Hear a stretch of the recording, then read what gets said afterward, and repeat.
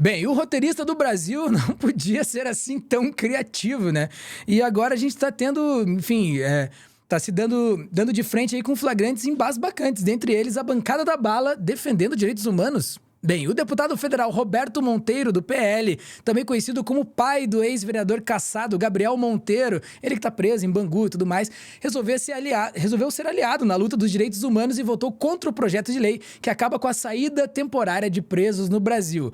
Pois é, o parlamentar classificou o fim das saídias como uma covardia com os detentos, mas será que ele votaria assim se não tivesse o filho, o ex-vereador preso, acusado de estupro? Pois é, esse é o assunto aqui do Plantão do Meteoro.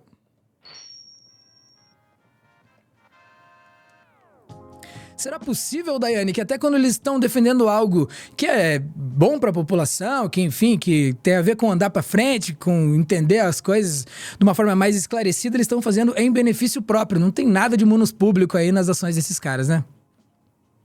Nem um pouco, e eu parei de acreditar, né, na galera dessa linha da bancada da bala, do boi, né, a galera do Bíblia, bala e boi. Por quê? Porque você imagina assim, poxa, por que um deputado do PL vai votar a favor de um projeto, vai votar contra um projeto que é muito na linha do que eles querem? Eles sempre quiseram pessoas encarceradas, eles utilizam esse discurso de bandido é bandido morto, de que direitos humanos só servem para bandido. É o discurso padrão, né? Qualquer imagem que você tem aí gravada do Monteiro, ele vai fazer nessa linha. Inclusive, agora que o Monteiro, Monteiro Filho, está preso, é um presidiário acusado de um crime hediondo, que é estupro, e já foi cassado também por quebra de decoro quando ele filmou adolescentes em vídeos íntimos e, né, é algo constrangedor, inclusive, de lembrar o que ele fala, porque tem um vídeo pequeno aí que a gente vai mostrar que ele fala que gosta de novinha, que é o termo que ele utiliza para as adolescentes, crianças e adolescentes que deveriam ser protegidas, que é absurdo. Então, agora que ele está preso, poxa, as pessoas que estão encarceradas deveriam ter outra chance. É uma covardia, porque não dá direito a esses detentos que cumprem todos os critérios de comportamento continuarem dentro, né, daquele local. Agora se fala de ressocialização, né? Mas ressocialização para quem? Aí vem aquela questão, né? Nossa primeira matéria, a gente vai falar justamente sobre essa votação. Depois a gente aprofunda um pouquinho mais, né? Ou pelo menos pincela um pouco mais o que é a lei das saidinhas. Mas é só interessante a gente pegar um pouquinho sobre o projeto, que é um projeto que vai significar, sim, um retrocesso na linha de direitos humanos no Brasil. Vamos lá, tá na tela. Ontem, a Câmara dos Deputados aprovou o PL das saidinhas, aquele PL que acaba com essas saidinhas dos presos. Só que antes de acontecer essa aprovação, o pai do ex-vereador Gabriel Monteiro que está preso, é acusado de estupro, né? O pai dele, que é o deputado federal Roberto Monteiro, ele antecipou o voto e disse que o fim das saidinhas seria uma covardia com os detentos que cumprem os critérios de comportamento e os prazos de retorno aos presídios, né? Segundo ele, ele disse que essa decisão, se a Câmara aprovasse, no caso foi aprovado, mas ele falou isso antes, né? Se fizesse isso, né, elas estariam aí indo a favor da maioria dos presos que respeitam a saidinha e acabando prejudicando pelas atrocidades cometidas por uma minoria que não respeitaria essas saidinhas que acontecem aí, né? Que você sabe bem que acontece sempre as saidinhas dos presos, né? Ele, inclusive, classificou por conta desses malfeitores que por uma saidinha fazem atrocidades, barbaridades e que a mídia apresenta com muita clareza, um coletivo de 95% não pode pagar por 5% daqueles malfeitores. Né? Como eu falei, o projeto foi aprovado, vai agora para a assinatura do presidente Luiz Inácio Lula da Silva, né? E esse projeto de lei que acaba com as saidinhas, ele foi aprovado pelo Senado em fevereiro, com alterações, e retornou, então, para votação nova na Câmara. Essa votação aconteceu ontem, votação simbólica, e a principal mudança, que foi proposta pelo senador Sérgio Moro, refere-se à permissão para que presos em regime semiaberto deixarem a cadeia para participar de cursos profissionalizantes e frequentar o ensino médio ou ensino superior. Atualmente, os presos em regime semiaberto podem deixar o presídio 5 vezes por ano, por 5 dias de cada vez, para visitar a família. Essa é que é a lei atual. Vamos esperar, então, essa assinatura do presidente Lula, se ela acontecer, né? Quais vetos que vierem, vamos saber ainda. Mas, enfim, a gente já foi aprovado pela Câmara, tá só esperando, então, a assinatura do presidente Luiz Inácio Lula da Silva. E daí a assinatura é pro veto ou não, né? Exatamente. A possibilidade de veto, pode ser aprovado, sim, pelo presidente. Existe a possibilidade de veto, mas também Lula está sendo muito pressionado. Então, a gente vai falar ainda sobre isso. Só é bom lembrar que o Gabriel Monteiro, ele foi preso em 2022. Ele não foi preso, vamos dizer que, porque ele pegou uma lata de sardinha no mercado. Ele foi preso por estupro de uma jovem de 23 anos, em uma boate no Rio de Janeiro. E essa violência foi feita, ainda, inclusive, com a ameaça de uma arma de fogo. Ele já teve mandato cassado no mesmo ano. Ele responde na justiça, é por isso que ele está preso, por estupro e por ter guardado e gravado e guardado imagens de relação sexual com menor de idade, que não era uma pessoa assim. Menor de idade porque tem 17 anos. Estava errado do mesmo jeito, mas era uma menor de idade que tinha 15 anos. Não foi estupro de vulnerável por um ano apenas. Então, é muito importante a gente lembrar quem é o Gabriel Monteiro, de quem o pai está falando, que está cumprindo todos os ritos, para as pessoas também não botarem tudo na mesma seara. Mas vale lembrar que tem um ponto que ele fala que é muito sério mesmo. Dos 52 mil encarcerados que saíram no indulto de Natal de 2023, 49 mil retornaram para o sistema prisional, ou seja, 95%, só 5% não retornou para o sistema prisional. Então, quando ele fala que a maioria dos presidiários eles estão em busca de ressocialização, de viver, porque essa medida de saída temporária é para pessoas encarceradas que estão já determinado na proporção da sua pena, tenham o seu convívio social, para que possa voltar a viver em sociedade. Sim, sim. Porque quando você desumaniza um corpo, você encarcera, impede que essa pessoa tenha um mínimo de dignidade e humanidade, e nenhum tipo de convívio com outras pessoas, você faz com que aquela pessoa só tenha uma escolha como saída, né? Que é continuar à margem, né? À margem da sociedade, achando que a única saída é continuar ali naquela linha do crime ou da criminalidade. Sim, sim. Então, é por isso que direitos humanos fala muito sobre diminuir encarceramento em massa, e das políticas do governo que são muito na linha também de encarceramento em massa, inclusive os governos de esquerda. A gente não pode esquecer como é a nossa política de drogas no Brasil, por exemplo.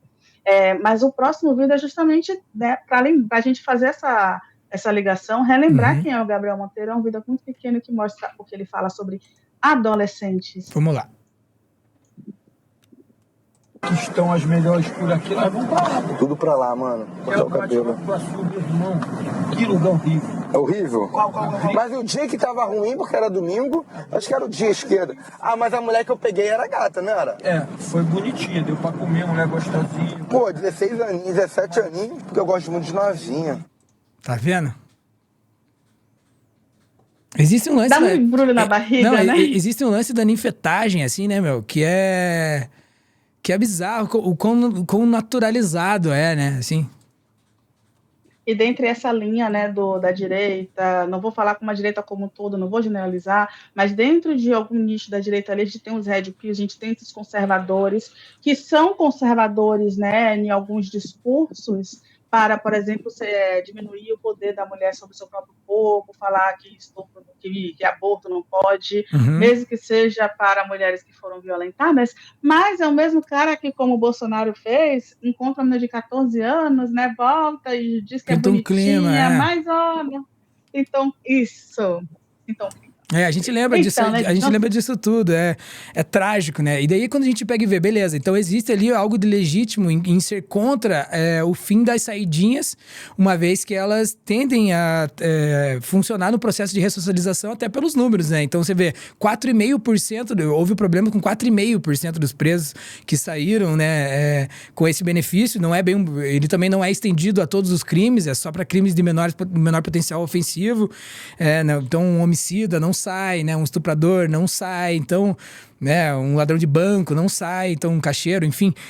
Mas o que é xarope, assim, de tudo isso, assim, é o quanto as coisas são colocadas fora de lugar pela direita, e aí eu generalizo mesmo, né? Porque as discussões são colocadas fora de lugar, né? Não é esse o lugar, não é bem esse o contexto. Então, a direita que sempre foi a favor do encarceramento em massa mesmo, né? Anti-direitos humanos, agora tá falando sobre ressocialização aí, porque o filho tá preso, beleza, mas agora tá falando sobre isso, né? Mas eu digo, são os mesmos caras que são totalitários como base, né? Como fundamento, seja isso num golpe de Estado, né? Na tentativa de um golpe ou no monopólio do mercado mesmo ali, sabe? Assim, a lógica do domínio, agora vem defender a democracia. Sabe assim? Exaltavam torturadores e agora clamam por Deus e, nossa, que agora vivem numa ditadura, mas podem fazer um ato gigante na Paulista, sabe? Ganham a presidência da CCJ. Que ditadura que é essa, sabe? Então, tipo, o complicado é esse peso e essa medida. A gente entender de onde tá vindo o papo e entender o viés da parada e realmente saber dividi-lo da real condição, né, do que a gente realmente quer, né? Então, a gente tem que ser antiproibicionista nesse sentido, né? O encarceramento em massa, ele não traz resultado a não ser que seja fora do âmbito democrático, fora do âmbito do devido processo legal. A gente viu o que está acontecendo, né, no Bukele, por exemplo, né? Prendeu 60 mil pessoas, vai saber, e acabou, de alguma forma, mudando ali a realidade de um país minúsculo, não tem nada a ver com o Brasil, tá ligado? Dentro das proporções, dentro de tudo.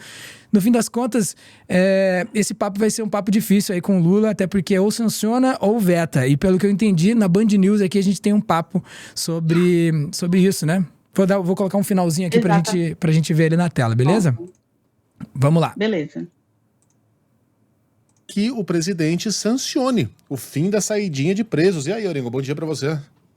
Muito bom dia, Megali, Sheila Carla, bom dia a todos. 15 dias úteis, viu, Megali? Esse é o prazo para o presidente Lula decidir aí sobre a sanção das saidinhas, né? A pressão é enorme, isso é uma pauta que foi acolhida pelo Congresso Nacional depois de anos de discussão.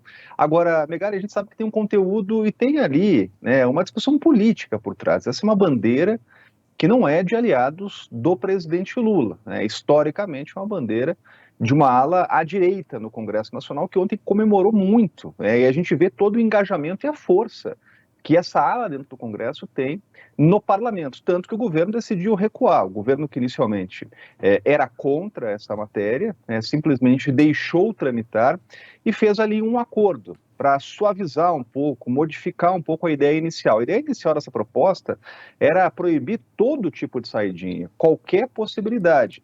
Teve lá uma emenda, que foi inclusive do ex-ministro, do senador Sérgio Moro, que estabeleceu a possibilidade de o preso sair para estudar, né? Isso já acontecia, tá? Isso já rola do trampo, tudo mais. Os caras queriam tirar, inclusive, isso, né? Curso supletivo, estando inscrito lá numa instituição de ensino, né? Então tem ainda essa possibilidade. Agora, você perguntava, por exemplo, no caso do Robinho, não poderá, crime hediondo, né? Crime hediondo não terá essa possibilidade, Então tem uma série de requisitos que precisam ser cumpridos, né? E dentro desses requisitos assim aí... como o Gabriel, né? Dentro desses requisitos vamos saber se o Gabriel não se enquadra. No fim das contas, tá aí. É a direita pagando por ser quem é. E aí não tem como a gente também, né, ficar triste por isso, né, Dai? Nem um pouco. Eu só queria fazer só um acréscimo. Que quando a gente fala dessa direita, a gente fala, de fato, por exemplo, eu sou uma anti-abolicionista penal, eu realmente acredito que a prisão não é a melhor saída para todos, mas vamos lá, o que a gente vai fazer?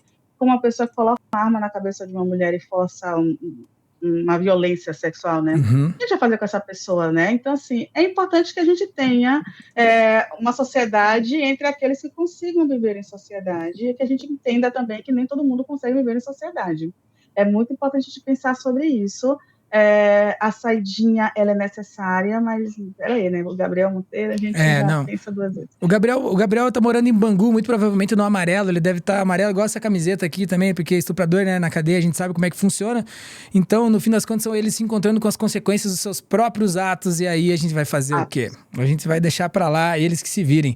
Dai, muito obrigado por mais um plantão do Meteoro, hein, rapaziada? Dei um salve aqui na Dai. Ela, durante o intervalo, vai estar respondendo ali comentários junto com a gente. Então, siga aqui com o plantão. Daqui a pouco a gente está de volta com mais.